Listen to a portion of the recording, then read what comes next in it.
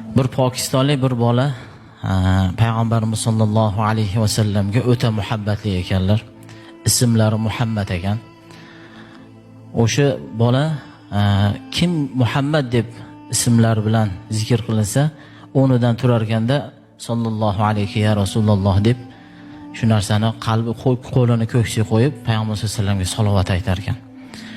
O'sha narsani hayotiga odat qilgan ekan. Uni o'rtoqlari kalaka qilib Muhammad deb qo'ysa, darrov turar ekanda qo'lini ko'ksiga qo'yib sollallohu alayhi ya Rasululloh deydi ekan. Shunga odatlangan ekan. Kim Muhammad deb chaqirsa, qo'lini darrov ko'ksiga qo'yar ekanda sollallohu alayhi ya Rasululloh deydi ekan. Bir qancha muayyan yoshga yetib hajga borishlik nasib qildi. Shunda haliga xursand bo'lib, haj amalidan keyin Rasululloh sollallohu alayhi vasallamni ravzalarini borib ziyorat qilishlik menga nasib qilsin deb o'sha joyda ziyorat qilib Rasululloh sollallohu alayhi vasallam bilan salomlashib kelaman ekanda degan xursandchilik bilan haj amalini bajarishlikka hajga safarga otlanibdi. Hargi joyda haj amallarini bajarib endi Madina-i Munavvaraga boramiz deganda sheriklari hammasi ketib qoldi. Shunda endi o'zim qoldim deb Madina-i Munavvaraga yo'l oldi. Madina-i Munavvaraga kirib kelayotganda kechasi kirib boribdi. Kirib borganda bashang kiyingan, chiroyli, xushbichon bir inson ro'paralarga chiqib, "Musofir ko'rinasiz, birodar" debdi. "Ha, musofirman."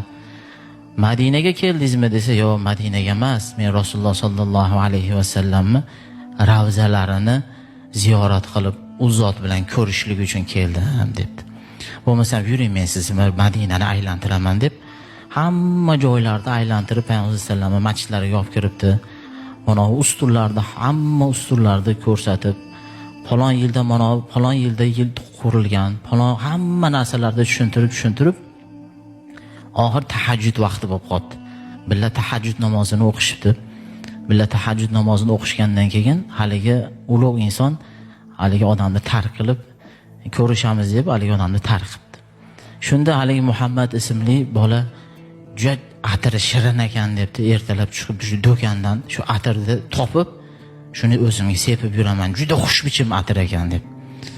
Chiqib do'konga kirib aytibdiki, bomdod to'qib bo'lgandan keyin chiqib, Madinaning eng boylari sepadigan atirni menga ko'rsat debdi. Desa, "Sen bu joydan topa olmaysan, o teparoqqa chiqsang eng qimmat atirlar o'sha yerda sotiladi" debdi. Kirib haligi joyda aytibdiki, "Keling" deb kutib olsa, "Menga Madinaning eng boylari sepadigan atirni menga ko'rsating, o'shani sotib olmoqchiman" debdi.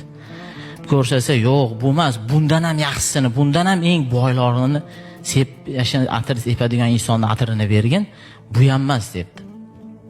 Keyin tortishib haligi do'kondor bilan haligi odam Muhammad ismli bola tortishib tursa, o'sha Madinani shayxlardan bir inson do'konga kirib ketdi. Shu yerda bir atir olaman deb tortishayotgan inson bormi debdi. "Ha, inson o'ni" debdi. "U holdan beri Madinani boylarini, atirini ber deb bizga to'polon qilyapti" debdi. Kelib haligi shayx Muhammad ko'rib turib, "Bir ko'rishlikka izn bering menga" debdi. Keyin quchoqlashib ko'rishib quloqiga aytibdiki, "Birodar, siz u atirni topa olmaysiz" debdi. "Kecha sizni billa ziyorat qilgan payg'ambarimiz sollallohu alayhi vasallam dedi.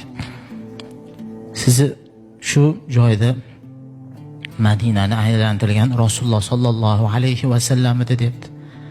Desa haligi bola ko'tara olmasdan qalbi jo'shib ketib, o'sha shahid qo'lida jon berdi. Keyin do'kondorlar yugurib kelib, "Bu kim? Qanaqangi inson?" desa, "Kechqurun Rasululloh sollallohu alayhi vasallam meni tushimga kirib, falon joyga borasan, do'konga kirsang, bir inson o'sha joyda atir talashayotgan, atir olaman deb o'sha do'kondor bilan talashayotgan bo'ladi. Seni qo'lingda jon beradi, seni o'sha kafallab, yuvib, dafn qilishlik seni bo'yningga vazifa. Biz bu yerda kutib turamiz uni" debdi. Bu xotimani qarang, payg'ambarimiz sollallohu alayhi vasallamga bo'lgan har birimiz muhabbatimiz shunaqa bo'lishi kerak ekan. Chunki qiyomatda bizni do'zaxdan shafoat qilguvchi Rasululloh sollallohu alayhi vasallam bo'lar ekan. Har kuni o'zimizga o'sha Rasululloh sollallohu alayhi vasallamga salovat aytishlikni odat qilishimiz kerak.